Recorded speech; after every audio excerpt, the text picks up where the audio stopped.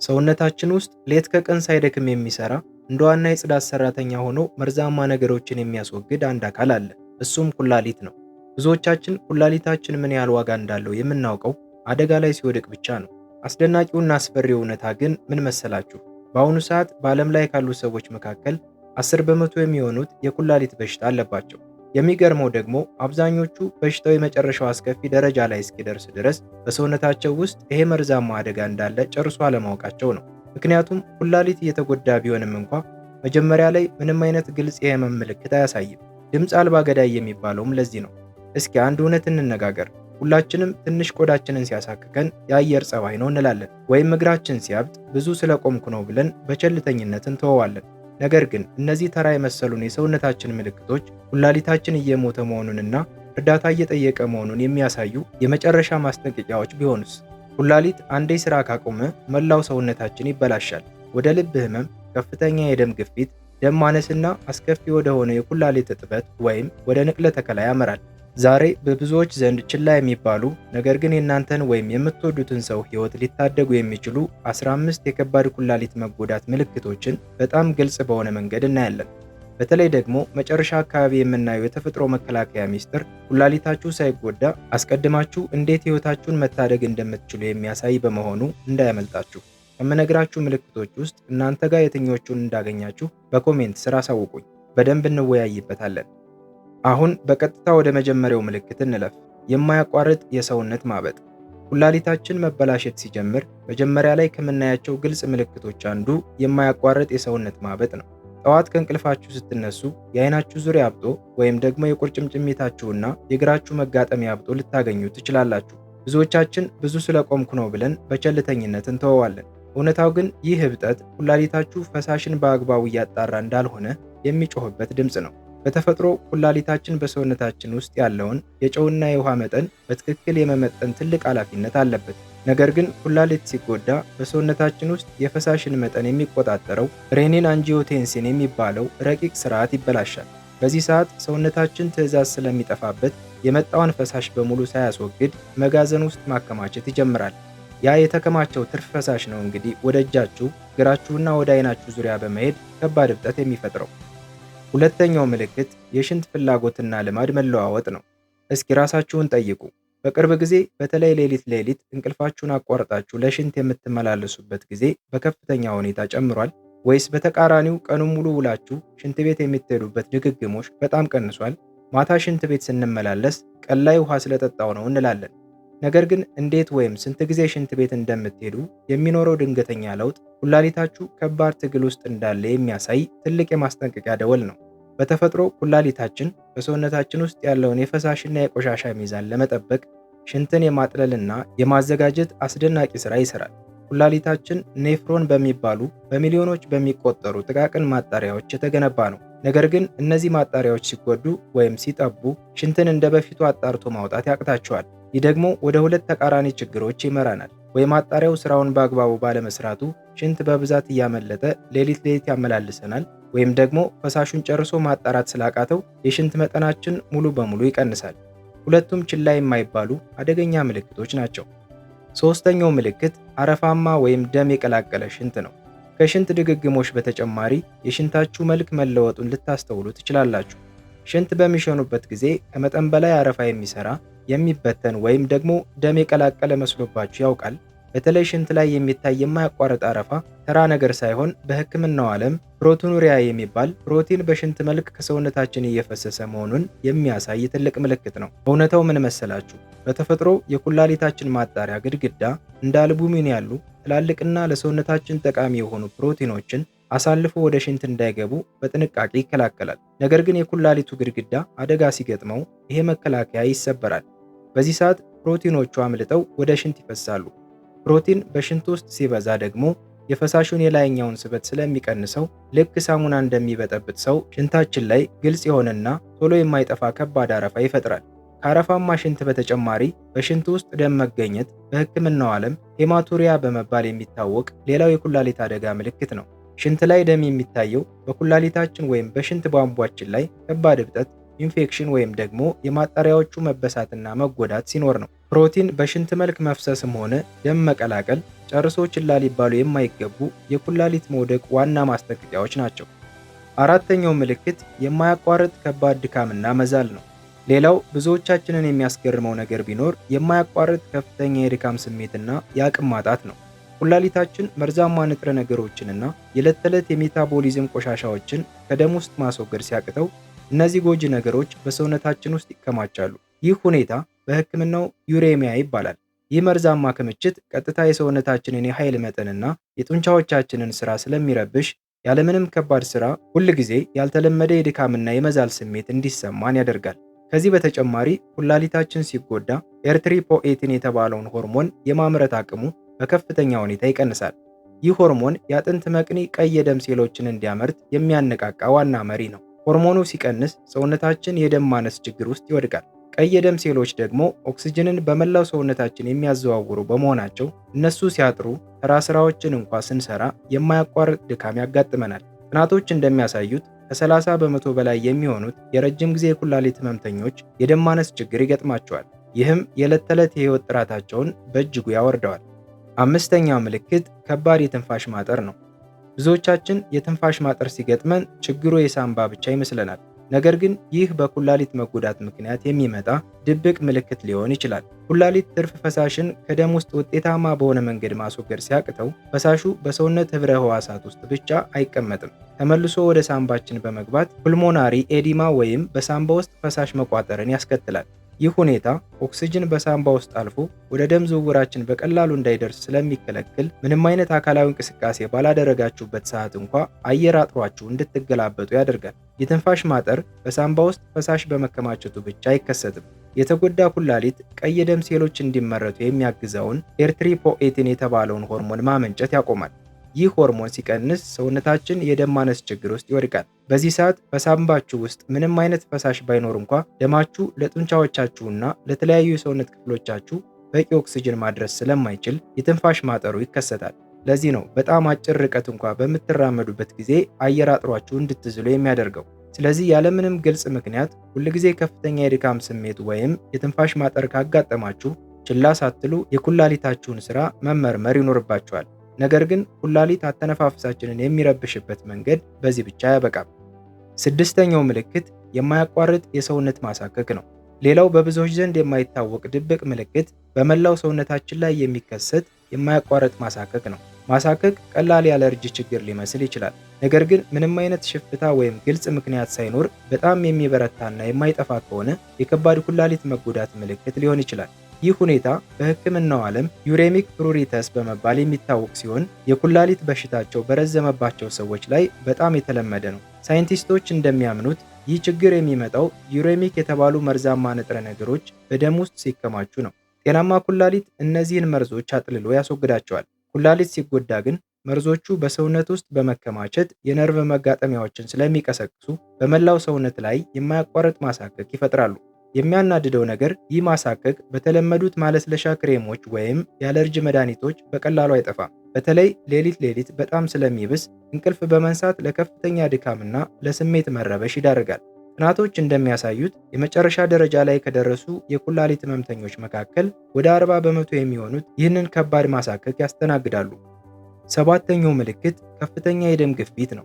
ከፍተኛ የደም ግፊት ሲነሳ መጀመሪያ ላይ የልብ ችግር ብቻ ሊመስል ይችላል። ነገር ግን ኩላሊታችን የደም ግፊትን በመቆጣጠር ረገድ ዋናውን ሚና ይጫወታል። ኩላሊት በሰውነታችን ውስጥ ያለውን የፈሳሽ መጠን በመመጠንና የደም ስሮቻችን እንዲጠቡ ወይም እንዲሰፉ የሚያደርጉ ሆርሞኖችን በመልቀቅ ግፊቱን ያስተካክላል። ኩላሊት ሲጎዳ ግን ይህ ስርዓት ሙሉ በሙሉ ይናጋል። የማጣራት አቅሙ ሲቀንስ ፈሳሽን ከመጠን በላይ ማከማቸት ይጀምራል። ሆርሞኖችንም ያለ አግባቡ ይለቃል።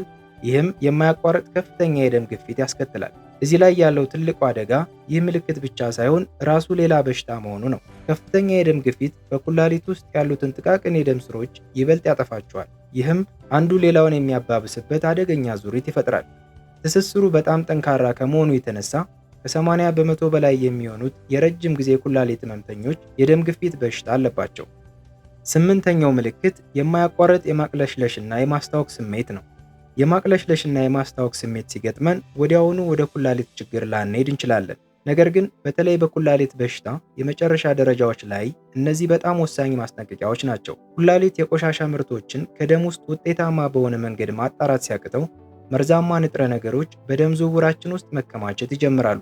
ይህ ሁኔታ በሕክምናው ዩሬሚያ የሚባል ሲሆን በሰውነታችን ውስጥ ያሉ በርካታ ስርዓቶችን በተለይም የምግብ መፈጨት ትራክትን እና በአንጎል ውስጥ የሚገኘውን የማስታወክ ስሜት የሚቆጣጠረውን ክፍል ይረብሻል። የዚህ ውጤት ደግሞ የማያቋርጥ የማቅለሽለሽ፣ የምግብ ፍላጎት ማጣትና አንዳንድ ጊዜ በሆዳችሁ ውስጥ ምንም አይነት ምግብ በሌለበት ሰዓት እንኳ መቆጣጠር የማይችሉት የማስታወክ ስሜት መከሰት ነው። እነዚህ ምልክቶች የምቾት ጉዳይ ብቻ ሳይሆኑ በጣም አደገኛ ናቸው። ምክንያቱም ለሰውነት መድረቅ ወይም ዲሃይድሬሽን፣ ለኤሌክትሮላይት መዛባትና ለከፍተኛ ክብደት መቀነስ ስለሚዳርጉ ሰውነትን ይበልጥ ደካማ ያደርጉታል።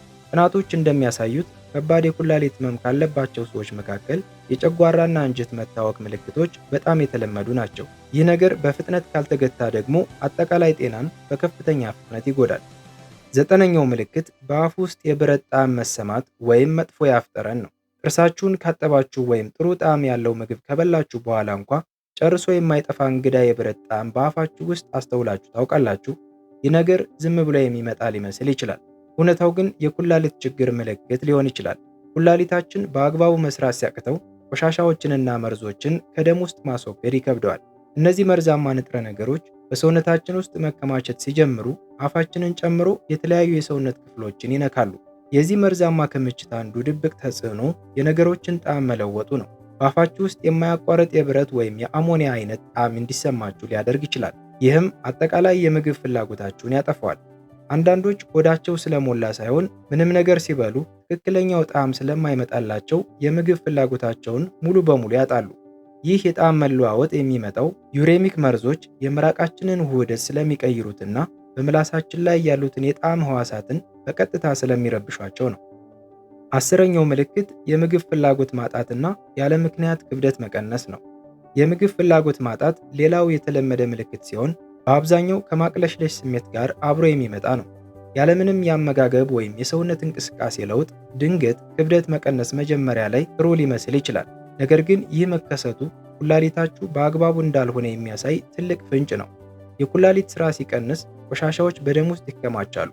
ይህ በሚሆንበት ጊዜ ሰውነታችን ተጨማሪ ንጥረ ነገሮችን ማስተናገድ ስለሚከብደው ራሱን ለመከላከል ሲል የምግብ ፍላጎትን የሚያጠፉ ሆርሞኖችን ይለቃል። ሰውነታችን ራሱን ለመጠበቅ የሚያደርገው ይህ ጥረት በሂደት ግን ጉዳት ያመጣል። የማያቋርጥ የምግብ ፍላጎት ማጣት በቂ ካሎሪ፣ ፕሮቲንና ወሳኝ ንጥረ ነገሮችን እንዳናገኝ ያደርጋል።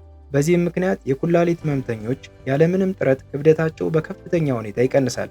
ይህም ጤናማ ያልሆነ ክብደት መቀነስ ነው። ይህ ድንገተኛ የክብደት መቀነስ ወደ ጡንቻ መሟጠጥ፣ የሰውነት መከላከል አቅም መዳከምና ጉልበት ማጣትን ያስከትላል። ይህም ሰውነታችን ኢንፌክሽኖችን የመቋቋም አቅሙን ያሳጠዋል። ስለዚህ እርስዎ ወይም የሚያውቁት ሰው ያለምንም ግልጽ ምክንያት የምግብ ፍላጎት አጥቶ ክብደቱ እየቀነሰ ከሆነ ይህ በፍጹም ችላ ሊባል የማይገባው የኩላሊት አደጋ ምልክት ሊሆን ይችላል።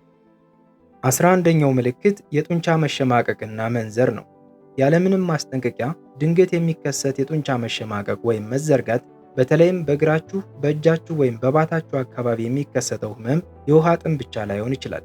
ይህ የኩላሊት ሥራ መስተጓጎልን የሚያሳይ ሌላው ቅድመ ማስጠንቀቂያ ነው። የኩላሊታችን ዋነኛ ተግባር በሰውነታችን ውስጥ ያሉትን እንደ ካልሽየም፣ ፖታሽየም እና ፎስፌት ያሉ ወሳኝ ማዕድናትና ኤሌክትሮላይቶችን ሚዛን በትክክል መጠበቅ ነው። እነዚህ ማዕድናት ለጡንቻዎች መኮማተርና መዘርጋት እንዲሁም ለነርቭ መልእክት ማስተላለፍ እጅግ አስፈላጊ ናቸው። ኩላሊት መዳከም ሲጀምር እነዚህን ማዕድናት የመቆጣጠር አቅሙን ያጣል። ለምሳሌ በደም ውስጥ የፎስፌት መጠን ከመጠን በላይ መሆን ወይም የካልሲየም ማነስ የጡንቻዎችን ያለ ፍላጎት መኮማተር ስለሚቀሰቅስ በተለይ ማታ ማታ ወይም ከአካላዊ እንቅስቃሴ በኋላ የሚበረታ ኃይለኛ የጡንቻ መሸማቀቅና ህመም ያስከትላል። በተመሳሳይ መልኩ የፖታሽየም መጠን በጣም ማነስ ወይም መብዛት የጡንቻና የነርቭ ስራን በማዛባት ለከባድ ቁርጠት፣ አልፎ ተርፎም ሊቆጣጠሩት የማይችሉት የልብ ምት መዛባት ይዳርጋል። ስለዚህ ከከፍተኛ ድካም ወይም ከሽንት መለዋወጥ ጋር ተያይዞ ተደጋጋሚ የጡንቻ መሸማቀቅ ካጋጠማችሁ መንስኤው ኩላሊታችሁ ሊሆን ስለሚችል ምርመራ ማድረግ ተገቢ ነው። 12ኛ ምልክት ነገሮችን የመርሳትና የአእምሮ ትኩረት ማጣት ችግር ነው። ነገሮችን የመርሳትና የአእምሮ ትኩረት ማጣት ስሜት ሲሰማን ከኩላሊት ጋር በቀጥታ ላናያይዘው እንችላለን። ነገር ግን ትልቅ ግንኙነት አላቸው። በዕለት ተዕለት እንቅስቃሴዎቻችሁ ላይ ለማተኮር መቸገር፣ ነገሮችን ቶሎ ቶሎ መርሳት ወይም የአእምሮ መታከት ዝም ብሎ የዕድሜ መጨመር ወይም የጭንቀት ምልክት ብቻ ላይሆን ይችላል። ከጀርባው የኩላሊት መጎዳትን ሊያመላክት ይችላል። ኩላሊታችን ቆሻሻን የማጣራት ብቃቱ ሲቀንስ መርዛማ ንጥረ ነገሮች በደም ውስጥ መከማቸት ይጀምራሉ። እነዚህ መርዞች በደም ውስጥ ብቻ አይቀመጡም፣ መላው ሰውነታችን ውስጥ በመዘዋወር አእምሯችን ድረስ ይጓዛሉ። እዚያም ሲደርሱ መደበኛውን የአእምሮ ሥራ ያውኩታል። ይህ በሕክምናው ዩሬሚያ በመባል የሚታወቀው የመርዝ ክምችት አእምሯችን መረጃዎችን በፍጥነት የመተንተን አቅሙ ላይ ቀጥተኛ ጥቃት ያደርሳል። በዚህ ምክንያት በተለመዱ የዕለት ተዕለት ሥራዎች ላይ ሳይቀር ያልተለመደ የመርሳት፣ ትኩረት የማጣት ወይም የመደናገር ስሜት ሊያጋጥማችሁ ይችላል። በሽታው ስር በሰደደባቸው ሰዎች ላይ ደግሞ ምንም ያህል ቢያርፉ ወይም ጥሩ ምግብ ቢመገቡ ጨርሶ የማይጠፋ የአእምሮ መጋረድ ስሜት እንደሚሰማቸው ይናገራሉ። የሕክምና ጥናቶች እንደሚያረጋግጡት በከባድ የኩላሊት ህመምና በአእምሮ የመስራት አቅም መቀነስ መካከል ግልጽ የሆነ ትስስር አለ። ስለዚህ ከከፍተኛ ድካም፣ ከሽንት መለዋወጥ ወይም ከሰውነት ማበጥ ጋር ተያይዞ የማተኮርና የመርሳት ችግር ካስተዋላችሁ ነገሩን ችላ ማለት የለባችሁም። 13ኛ ምልክት የደረት ህመም ነው። ከዚህ ቀጥሎ የሚመጣው ሌላኛው አደገኛ ምልክት የደረት ህመም ወይም የደረት መጫን ስሜት ሲሆን ይህ በፍጹም ችላ ሊባል የማይገባው ጉዳይ ነው። የኩላሊትና የልብ ጤና ብዙዎቻችን ከምናስበው በላይ እጅግ በጣም የተሳሰሩ ናቸው። ኩላሊት ስራውን ማቆም ሲጀምር ቆሻሻን ማጣራት፣ የፈሳሽ መጠንን መቆጣጠርና ወሳኝ ሆርሞኖችን ማመንጨት ያቅተዋል። ይህ መዛባት በኩላሊት ውስጥ ብቻ ሆኖ አይቀርም፣ በመላው የልብና የደም ዝውውር ስርዓት ላይ ከባድ መናጋትን ያስከትላል። በደም ውስጥ የሚከማቹ መርዞችና እብጠትን የሚያመጡ ውህዶች የደም ስሮችን ግድግዳዎች በመጉዳት የደም ቧንቧዎች እንዲደነድኑና የደም ግፊት እንዲጨምር ያደርጋሉ። ይህም ልብ በከፍተኛ ሁኔታ እንዲሰራ ያስገድደዋል። በተጨማሪም በኩላሊት መዳከም ምክንያት በሰውነት ውስጥ የሚቀረው ትርፍ ፈሳሽ ልብ ሊረጨው የሚገባውን የደም መጠን ስለሚጨምረው በልብ ጡንቻ ላይ ከባድ ጫና ይፈጥራል። ይህ ሁኔታ በሂደት ሌፍት ቬንትሪኩላር ሃይፐርትሮፊ ወደሚባል የልብ ዋና መርጫ ክፍል ማበጥና መወፈር ያመራል። ይህም ለልብ ድካም የመጋለጥ ዕድልን በከፍተኛ ሁኔታ ይጨምራል። እንዲያውም ጥናቶች እንደሚያሳዩት የረጅም ጊዜ የኩላሊት ህመም ያለባቸው ሰዎች በራሱ በኩላሊት መውደቅ ሳይሆን በዚህ ምክንያት በሚመጣ የልብና የደም ስር እክል የመሞት ዕድላቸው በብዙ እጥፍ የላቀ ነው። ስለዚህ ያለምንም ግልጽ ምክንያት የደረት መወጠር ወይም ህመም ከተሰማችሁ፣ በተለይም ከድካም፣ ከትንፋሽ ማጠር ወይም ከሰውነት ማበጥ ጋር ተያይዞ ከመጣ ይህ ኩላሊታችሁ ብቻ ሳይሆን ልባችሁም ጭምር በከፍተኛ ጫና ውስጥ መሆኑን የሚያሳይ ቀይ መብራት ነው። 14ኛ ምልክት የቆዳ ድርቀት፣ መላጥና መሰነጣጠቅ ነው። ከማሳከክ በተጨማሪ ሌላው ሊታይ የሚችለው ምልክት የቆዳ ድርቀት፣ መላጥ ወይም እንደ ቅርፊት መሆን ነው። ሁልጊዜ ማለስለሻ ክሬሞችን እየተቀባችሁ እንኳ ሳያቋርጥ ቆዳችሁ በከፍተኛ ሁኔታ የሚደርቅ የሚላጥና የሚሰነጠቅ ከሆነ ችግሩ የውጨኛው ቆዳ ብቻ ሳይሆን ከውስጥ የኩላሊት አደጋ ምልክት ሊሆን ይችላል። ኩላሊታችን የቆዳችንን ጤና ጨምሮ በመላው ሰውነታችን ውስጥ ያለውን የፈሳሽና የማዕድናት ሚዛን የመጠበቅ ወሳኝ ድርሻ አለው። ኩላሊት ስራውን በአግባቡ ማከናወን ሲያቅተው በደም ውስጥ የሚከማቸው መርዛማ ንጥረ ነገር የቆዳን እርጥበት የመጠበቅ ተፈጥሯዊ ዑደት ያናገዋል። ይህ ደግሞ ለከፍተኛ ድርቀት፣ ለቆዳ መቆጣት ወይም ለአነስተኛ ሽፍታዎች መፈጠር ምክንያት ይሆናል። በተመሳሳይ ሰዓት እንደ ካልሲየም እና ፎስፌት ያሉ ማዕድናት ሚዛን መዛባት በቆዳ ህብረ ህዋሳት ላይ መለዋወጥ ያስከትላል። የደረቀና የተቆጣን ቆዳ በምንቧጭርበት ጊዜ ደግሞ ቆዳችን እንዲቆስልና በቀላሉ ለባክቴሪያ ኢንፌክሽን እንዲጋለጥ ያደርጋል። ኩላሊታችን ሲዳከም የሰውነት መከላከል አቅማችንም አብሮ ስለሚወርድ እነዚህን ኢንፌክሽኖች መዋጋት ይከብደዋል። ስለዚህ ያለምንም ግልጽ ምክንያት በቆዳችሁ ላይ ከፍተኛ የድርቀትና የመላጥ ለውጥ ካስተዋላችሁ፣ በተለይም ከሌሎች የኩላሊት ምልክቶች ጋር ተያይዞ ከመጣ የኩላሊታችሁን ጤና የምትመረምሩበት ሰዓት ላይ ናችሁ። የመጨረሻው ምልክት የማያቋርጥ የጀርባ ህመም ነው። በመጨረሻም በፍጹም ልንዘነጋው የማይገባ ትልቅ ምልክት በታችኛው የጀርባ ክፍል ወይም በጎናችሁ በኩል የሚሰማ የማያቋርጥ ህመም ነው። አብዛኛው የጀርባ ህመም ከጡንቻ መሳብ ጋር የተያያዘ ቢሆንም ይህኛው ግን ጨርሶ የማይጠፋና ጥልቅ የሆነ የህመም ስሜት አለው። ይህ ህመም ከትኩሳት፣ ከሰውነት መንቀጥቀጥ ወይም ከሽንት ቀለም መለዋወጥ ጋር አብሮ ከመጣ የኩላሊት ኢንፌክሽንን ወይም የኩላሊት ጠጠርን ሊያመለክት ይችላል። ባክቴሪያ ወደ ኩላሊት ሲገባ ወይም የኩላሊት ጠጠር የሽንት መውረጃ መንገዱን ሲዘጋው ከፍተኛ የሆነ ቁርጠትና የህመም ስሜት ይፈጥራል። ሁለቱም ሁኔታዎች በፍጥነት ካልታከሙ ወደ ከባድ የደም መመረዝ ወይም ወደማይመለስ ዘላቂ ኩላሊት መውደቅ ሊያመሩ ይችላሉ። ስለዚህ የጀርባና የጎን ህመማችሁ ሊሻሻል ካልቻለ ወደ ከባድ አደጋ ውስጥ ከመግባቱ በፊት በአስቸኳይ የህክምና ባለሙያ ማማከር ይኖርባችኋል።